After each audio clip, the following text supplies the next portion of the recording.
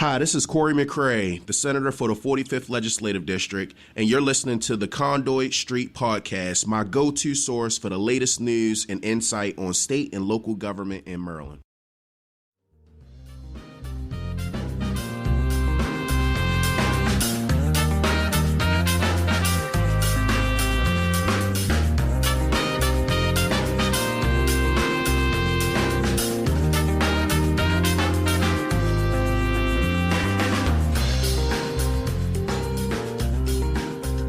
Hello and welcome to the Conduit Street Podcast. Kevin Kinnally here with Michael Sanderson and Natasha Mehu. Michael and Natasha, how are you today?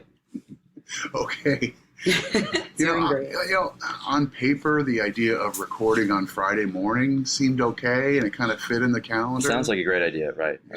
Right. In practice, we are it's your early. reluctant heroes today. But Yes. that's in. We're in. Okay, so today on the podcast, we're going to briefly touch on the Kirwan Commission, the big hearing that happened earlier this week. We'll talk about issues related to technology and some bills that we're seeing in the General Assembly. And then, of course, we'll talk about the biggest news around town, a new sales tax proposal. Michael and Natasha, first, the big Kirwan Commission hearing. We talked about this.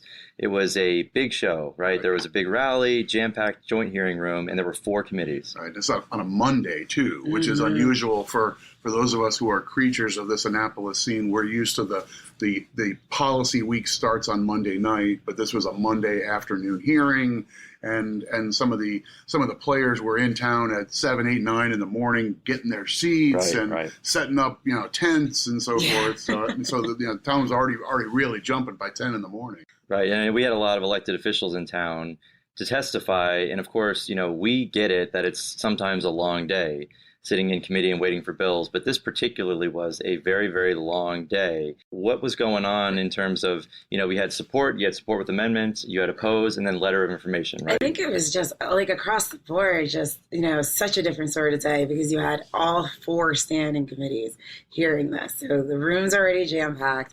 You have hundreds of people signed up to testify. You, of course, got to go through all the supporters, then the support with amendments, then the opposition, then the letters of information. Right.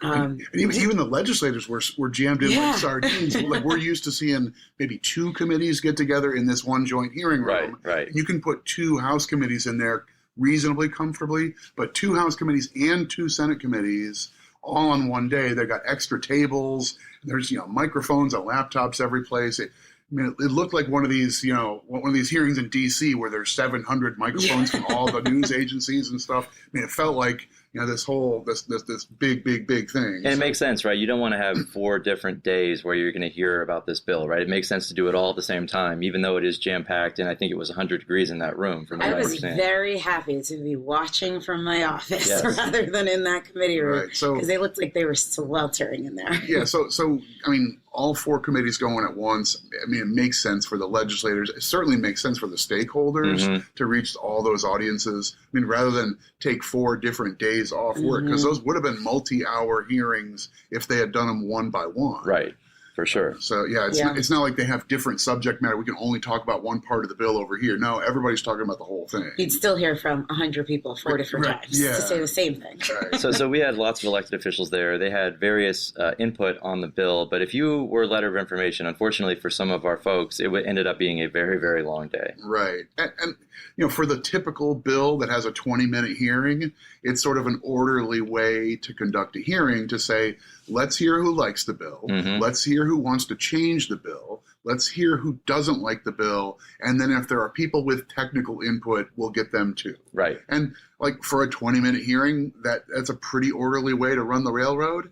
For a 7-hour hearing, though, that means if you're showing up with a technical issue, you're behind a ton of people. And the newspapers have left. They're done. They're done by 2 or 3 o'clock. They've heard what they needed to hear. They got their sound bites and the people talking in the hallway and that sort of thing. Okay, so it made for a pretty long day for a lot of stakeholders, including some of our county people who were all over the map. Right. It happens. You have to. There has to be an order. Somebody's got to go last. fast. Yeah. But it was pretty tough if you're that person, especially since the room is sweltering for most of that time. Yeah, you've probably been there from at least like 10 in the morning. Hearing starts at like noon, and to speak at almost 7 o'clock. Right.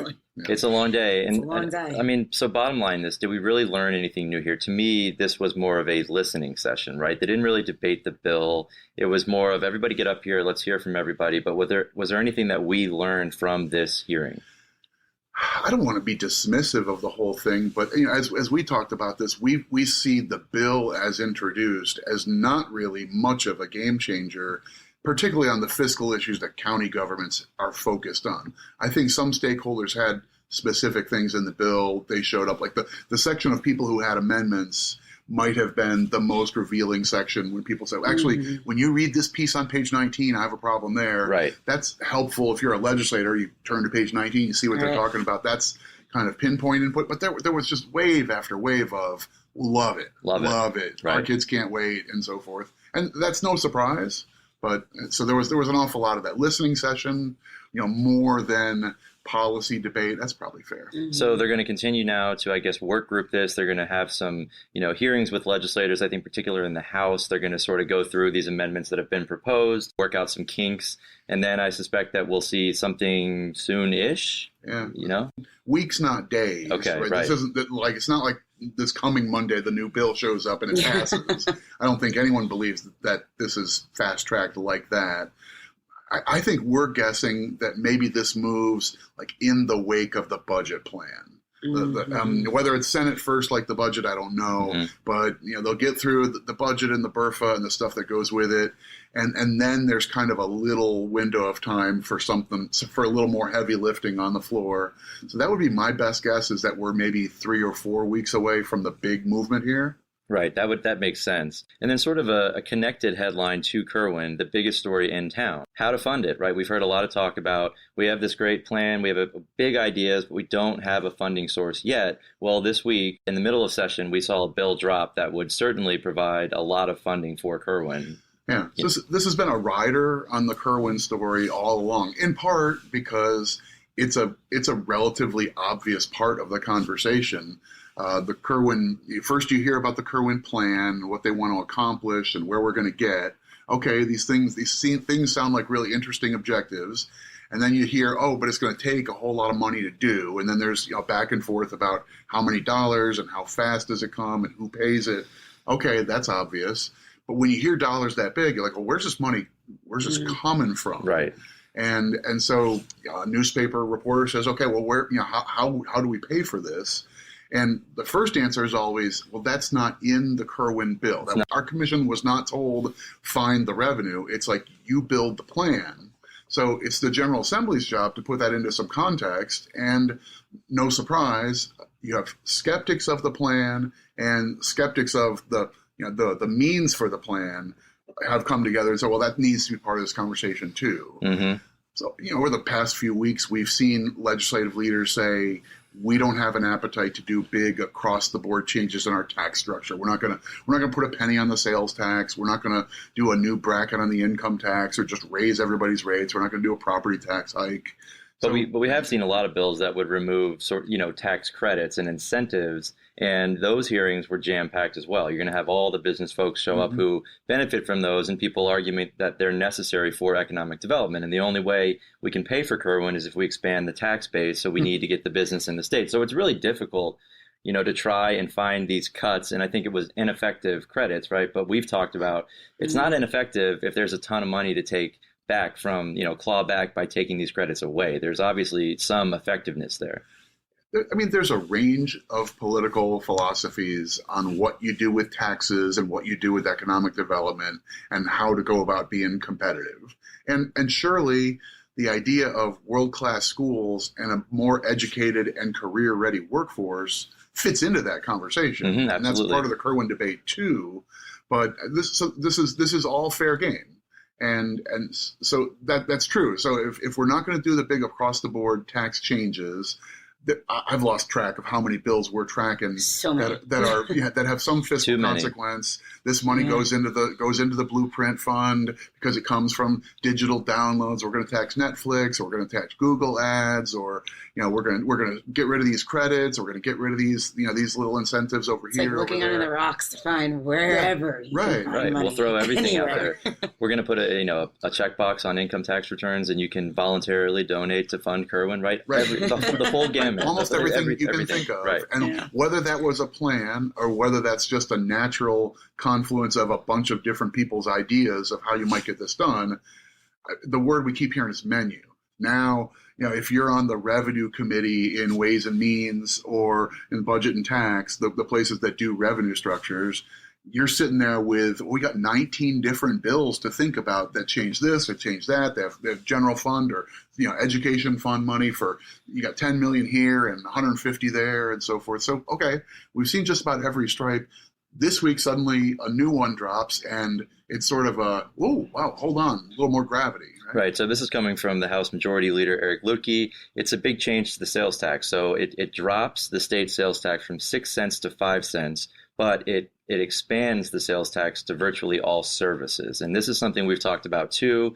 It's controversial. There's a lot of money there, though, for sure. And so now we see this bill come in the middle of session, broadening the tax base. But it's a big revenue gain, potentially. I think the fiscal note estimates about $500 million a year. And, obviously that's the kind of money you need for Kirwan. So, I mean, Natasha, you work a lot with, our business folks in that sector. I have to think that this is going to be, whenever this hearing is, it's going to be panel after panel after panel. Well, you're going to have everyone in. You have the lawyers, the engineers, IT services. I mean, you're talking services. Right. The only way that you drop the rate and make a bunch more money is by a big expansion of the base. Right. So, right now we'll tax your shoe and we'll tax your Subway sub, right? That's what sales tax is about today.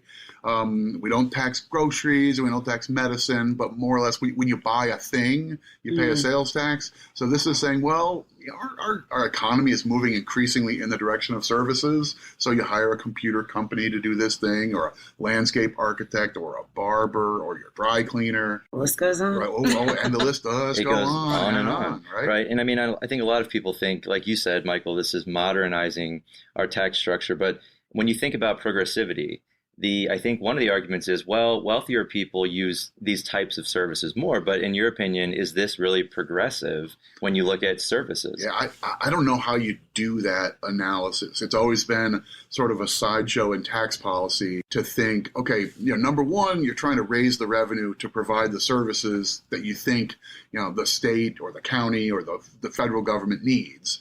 But there's also another analysis, which is, well, who really bears the burden of these payments, and is that being done fairly? Sales taxes generally come out poorly on that scale. Right, they're generally regressive. That people who are of modest means are living closer to paycheck and hand to mouth, and tend to be spending more of their immediate income on things that you pay taxes on in sales tax. Right. So generally speaking, if you're a big champion of progressive taxes, you don't like sales taxes. I don't know if applying this to legal services and information technology and engineers and like the whole gamut of things that'll be under this bill. And like this is going to be it's not 10 services. This is sort of like you're in unless you're exempted out. It sounds like that's the way that the structure is. Right. So, I mean, but, you just said engineers and lawyers, and you could say, okay, well, typically that would be a wealthier person getting those services. But also we're talking about you got to get your car repaired. You're getting your hair cut. Right. So when you add everything together, I don't know. I mean, I don't think anyone can say whether or not this is truly a progressive or a regressive idea. I think it must be something in the middle. But you have to anticipate that in this debate ahead, like you're talking about a bill hearing, but even just in the chatter in the hallways. Oh, it's already. That is an important part of the policy process is, forgive me, but like chatter in the hallways and, on the street corners and at the water cooler equivalents in town, like people are talking about this bill. I can't count how many people yesterday Oh, yeah. Right. just approached, and the first thing they're saying is that sales tax bill. Yeah. Right. I mean, Right. What's going on? This bill has existed for like 2 days, right? and it's like I don't know. We're recording on Friday morning. Yesterday on Thursday, I must have had 7 conversations, and it's not even like it's a sales tax bill. It's got nothing to do with county governments, and people are lining up to chat about it. You know, lobbyists are like, I'm going through my list of clients. I got a lot of people who are going to have something to say about that bill, Right? And it's going to be. I mean, the engineers will show up and they'll talk about this professional service. You're going to squeeze us out of here. We'll go to Virginia. Whatever. I don't know how that plays out, but you don't know everybody who's coming. Because the nail salons are coming, and the babysitters are coming, and the dog walkers, everybody, right? Yeah. So, but this does leave us in a tricky place for Kirwan, right? I mean, the Kirwan plan, as we've talked about, has the state picking up about $2.7 billion in new costs. Yeah. Right now, the bottom line for counties is at least $1.2 billion. We have some different thoughts about that. It may be more, right, Michael? Right. So, but what we know is the plan is that both the state and the local governments are going to need to pony up a great deal more money. Whatever the phase-in looks like or whatever the details look like at the end, we fully anticipate there's going to be a big plan, but a big ask of the county. So, I mean, if the winds are blowing in the direction of there being a new state revenue source, and not like the relative sideshow of like sports gambling, which is in the tens of millions, not hundreds. Right. But if the idea is going to be, we're going to come up with a revenue plan for hundreds of millions of new state revenue, because that's what we need to get the state side done, then the counties are going to be left saying, well, where's our horse? We got a cart too. Right.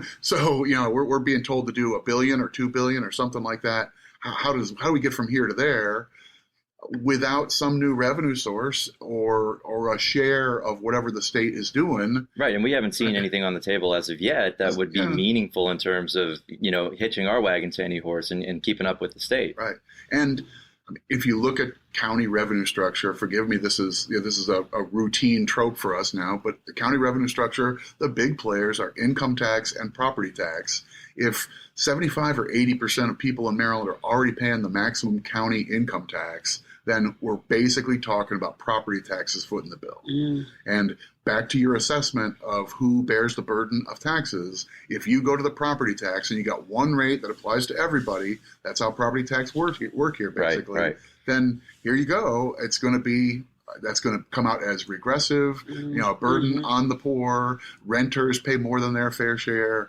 It's going to get a thumbs down in all those analytics, including some of the people who care most deeply about this plan. They're going to end up, maybe by backdoor, triggering some pretty regressive tax policy. And so I think, to sort of wrap Kirwan up, I think it's interesting that we've gone from, we don't need any money to pay for Kirwan, and now we see this big sales tax bill that obviously would raise a ton of money. I mean, what's your read here in terms of messaging at this point in session regarding what we need to do to fund, these innovative ideas for schools? Yeah, I guess, as we've been talking about it, there's a ton of proposals out there. And it doesn't look like this was an orchestrated dance, that there was some ringleader that handed out bills to 15 different delegates and 10 different senators and said, please put in this one and please put in that one and so forth.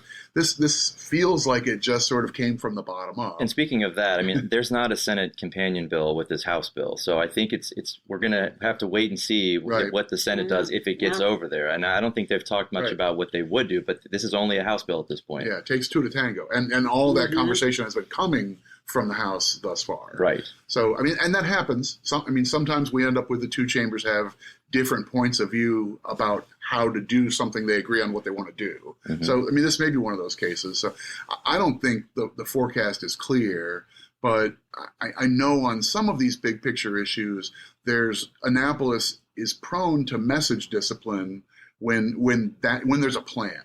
So if you're a leadership legislator and you're a committee chair or a majority leader or the kind of person who goes to the newspaper or goes to the TV microphone to say the piece, it's sort of like, here's what we're going to be saying about the Kirwan plan and how to fund it.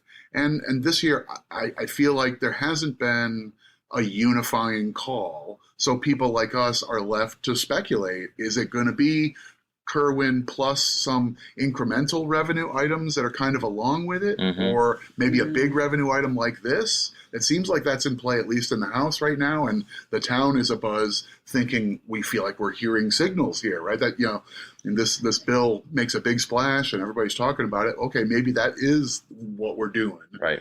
So anyway, we're all, as stakeholders, trying to finger in the breeze what's going on here. It's not totally clear. And that observation that this wasn't a joint conference where you have the Senate Majority Leader doing the same thing as the House, that may be telling you something too. So Sure. Who knows? Okay, probably enough on Kirwan, as if there's ever enough on Kirwan, right? Okay, we're going to take a break. When we come back, we'll talk about some innovative ideas for local revenues, and then we'll also talk about some new technology in public safety, all that and more after the break.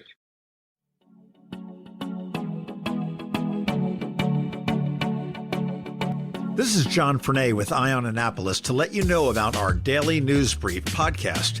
If you want to keep up on Annapolis area local news, local weather, and local events, check us out.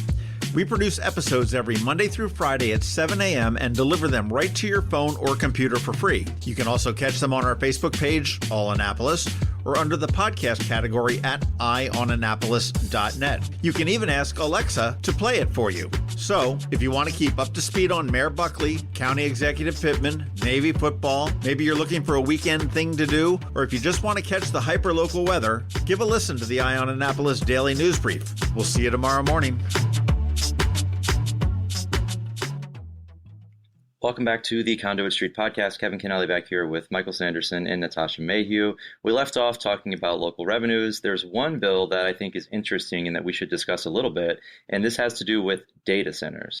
Yeah, and it's interesting because it's coming from the shore, the Upper Eastern Shore, which is not usually where you think of when you think of tech stuff. Right. I mean, we're kind of used to, saying, well, there's a big push from the I-270 corridor and or whatever, like the Jet Propulsion Lab and the gown around there or something up in Aberdeen or whatever. But this is, Kent County and the Eastern Shore is saying, wow, this is a real priority for us. Interesting twist. Right? Yeah, so this bill is all about creating incentives for data centers under our tax code. They'd get a break on the sales tax that they pay for equipment that's related to their work, and then a local option property tax credits or exemptions if the locals want to do that. So if this was in Kent County, the county would have an option to give additional breaks, right? And that's the kind of stuff we like. Make it a local option. Don't mandate this kind of stuff. Right. I mean, there's a couple angles here, but I think the bottom line is we mentioned in the front half of this episode, like the debate about doing economic development and tax policy. I mean, in a perfect world, you want to provide the incentive that makes the thing happen, right? It's like, okay, because of this incentive, you get the new business or you get the expansion, and it happens because they got the assistance they needed. If you could read everybody's mind, you'd say, well, okay, this company didn't need the tax break. So, and that's it's tough, right? Yeah, right. So, but we don't have the mind reading technology quite yet. Later on. Anyways, on the back end, right? But I do feel like at the bill hearing, I was in the room listening to this discussion, and like a data center feels like it might be almost the perfect case for we can do this anywhere. Right. We can build the box, and we'll hire people to do the stuff, but we need to house data. We're going to put we need to put in refrigeration to keep the systems and the servers cool and that sort of thing. But that can be in North Dakota, it can be in New Mexico, it can be in Maryland. So like we're going to go to a place that gives us a nice soft landing, and some of that is going to be tax treatment. And we've heard Virginia has given they have an abundant amount of these data centers, right? And it's because they have some incentives, right? We have Virginia, so we're trying to keep up there, but particularly for Kent County, I think this is a great win for them if this bill were to pass. Yeah, and we were in Kent County a few months ago and got a tour of the new facility out there that they're building, and it seems like the perfect place for centers like these. Yeah, and actually, Commissioner Bob Jacob from Kent County was down here to testify about the bill, basically saying, look, this is a linchpin to the county's plan. It would bring in good jobs, economic activity. This would be a big win for them. And Natasha, as you said, we were there, and you wouldn't think of Kent County with these brand new high-tech buildings and I was super impressed for what I saw down there. And then, of course, you've been following what they've been doing with, their infrastructure as well. Yeah, and so they've really built out their broadband services, which helps for that. And obviously, you would need that kind of, high speed. If you're a data center, and you have Facebook or Google, and you're in Kent County, you need to have high-speed internet to transmit all that data back and forth. So it seems like they're ready to go. They have the infrastructure in place. They just need a little bit of help to draw these folks from, say, Virginia. It's interesting. I mean, as a matter of tax policy, you don't apply sales tax to things that are an intermediate product. So if you're a manufacturer, there's already a law that says you buy stuff that's eventually going to be put into a product that you later sell. You don't charge sales tax at the intermediate steps. You basically say tax things at the end. Here we're saying, okay, well, this is going to be a business that probably is going to have to buy a bunch of equipment and use it here, and that might make it subject to sales tax because at the end of the line, they don't generate a thing, and so they're not manufacturers exactly. But philosophically, you can make the case, okay, this is just technology is ahead of policy. Let's realign here. If your business is going to be data collection and aggregation service, and you're storing and maintaining, on behalf of someone, right? Okay, that is an end product. So maybe the sales tax shouldn't be applied at those intermediate steps. So I mean, it gets wonky, but you get the argument that okay, like sales tax is a thing, personal property tax is a thing. Let's make this a soft landing so they can look and say, all right, in addition to Virginia and North Dakota, Maryland's a spot. All right. And speaking of technology and policy, Natasha, you're obviously following public safety issues for MACo. It seems like, just going through the synopses and hearing you talk about some of these bills, it seems to me that there is a whole wave of tech-related bills, specifically in public safety this year, right? Yeah. In particular, surveillance is a really hot topic. Technology is really changing the nature of what we mean by public safety surveillance. Yeah. And it's like one of my favorite shows on Netflix is Black Mirror. And I feel like more and more you're just seeing things happening now in real life where you're like, this is not TV, but this is far too real. Right. It's getting too real. And we are too behind on the policy compared to the technology. It's another one of these cases where you look at the way laws are written and they're written around like wiretaps. Right? Like 30 years ago, there's all this body of case law and all these things about privacy, and it's about, well, if I make a phone call from a payphone, am I entitled to privacy? Or what needs to be in the request for a warrant for you to tap someone's phone line in their home? So, laws are written based on the technology of like the 1970s. Fast forward to today, and the idea of where are you entitled to privacy, you got to reevaluate everything. Right. And we've moved way beyond wiretaps. So now you have cell site simulators. And, what circumstances is it okay to use those? And that's, where you have towers that are simulating typical cell towers, but your phone will be pinging off of those instead. And very different from tapping the phone in your house. Right. So, and so this is an issue where if you're in law enforcement, you're trying to find ways to catch illegal activity or conspiracy stuff that's going on and that sort of thing. And the law has to sort out where's the right line between appropriate surveillance and intrusion on people's privacy. And now you've got to reframe that about technology that didn't exist in some cases 20 years ago, but in some cases it feels like 20 minutes ago, right? Literally, right? Literally. Yeah, it raises a lot of questions now about persistent surveillance and when you're consistently surveilling someone. There's a lot of background on this with the aerial devices, which were used for a bit in Baltimore and again, currently being debated in the General Assembly. But that's sort of a rider question. We use the word warrant, and everybody kind of understands that process, right? The police or the prosecutors go to a judge, they make a case, we need particular surveillance on this particular person for this particular reason. Here's the sheets of paper that explain it. Some authority figure signs off, and then you do this kind of focused surveillance. Right. Or here's a place where we think these things are happening, so we want to surveil that particular place.